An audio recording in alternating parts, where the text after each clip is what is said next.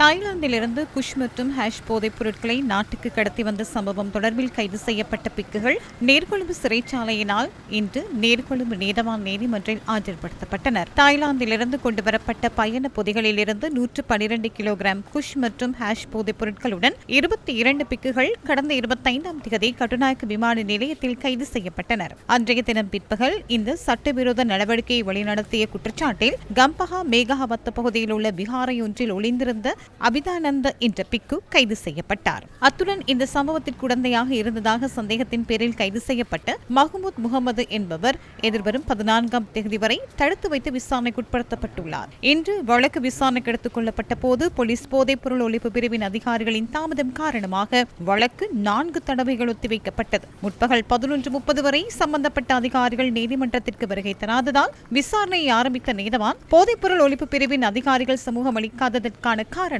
எதிர்வரும் 26ஆம் தேதி சமர்ப்பிக்க வேண்டும் என உத்தரவிட்டார். எவ்வாறாயினும் அந்த உத்தரவு பிறப்பிக்கப்பட்ட சந்தர்ப்பத்தில் போதைப்பொருள் ஒழிப்பு பிரிவின் சார்பில் நீதிமன்றத்தில் ஆஜரான பெண் உப போலீஸ் இன்ஸ்பெக்டர் தாமதமாக வருகை தந்தமை தொடர்பில் நீதவான் கடுமையாக எச்சரித்தார். அனைத்து பிக்குகளினதும் தொலைபேசிகள் மேலதிக விசாரணைகளுக்காக குற்றப்புலனாய்வு திணைக்களத்திடம் ஒப்படைக்கப்பட்டுள்ளதாக அந்த பெண் உப போலீஸ் இன்ஸ்பெக்டர் நீதிமன்றத்தில் தெரிவித்தார். முகமது முசிம் அப்துல்லா என்ற சந்தேக நபரை கைது செய்வதற்கான விசாரணைகள் முன்னெடுக்கப்பட்டு வருவதாகவும் அவரை வழக்கின் 7வது சந்தேக நபராகவும் ரணாலை ஞானசீல தேரரை 8வது சந்தேக நபராகவும் பெயரிடுவதற்கு அவர் அனுமதி கோரினார். இந்த சம்பவம் தொடர்பான சந்தேக நபர்களான அமகாஸ் முல்லே, புண்ணிய ரத்னம் மற்றும் பெலப்பிட்டிய தம்ம ரகித ஆகிய தேரர்களுக்கு வெளிநாட்டு பயணத் தடையையும் நீதிமன்றம் இதன்போது விதித்தது.